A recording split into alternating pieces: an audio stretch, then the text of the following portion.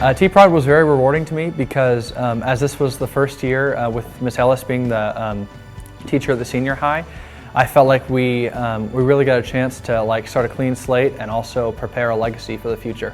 And I feel like with the shows and a lot of the milestones that we set, that's really what we started, and I'm ready to pass the torch down. The 3 shows that we did, I got to do something different each time. The first show that we did, I got to learn more backstage stuff, which I had never done before.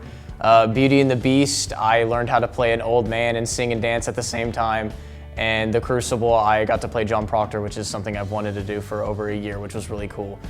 T-Prod is like a tree. We spent all these years planting seeds and growing as actors, and now all of us have our own branch. We all have our own leaves. And it's so rewarding to see everybody grow and change and become better. This year was my largest range of characters, so I kind of got to explore a bunch of different levels of acting that I've never gotten to before, that with the shows that Ellis picked for us, that we got to, everybody had the opportunity. You learn so much that you didn't know there was to learn. Like when I was crew for a show, there's so much more behind the scenes that I had no clue about. And then, planning for the talent show, we had to set up production and the before show stuff, the planning, and now we're all working together to put on a musical for Showcase. It's just a lot. You get to learn all the steps of the process along with how to do them and how to perform the end result. And it's a really diverse experience. My favorite memory would be definitely putting on the cheese grater costume in Beauty and the Beast. T-Prod was really rewarding getting to be in the musical. It was one of my favorite things, especially getting to play the character I played, which was just like a dancing napkin, which I thought was oh, it's not a big role, but it actually, it taught me a lot about every character matters, and I loved the musical. It was more relationships, and I became closer with other people that I didn't think I would normally have become friends with, and that is really beneficial to me.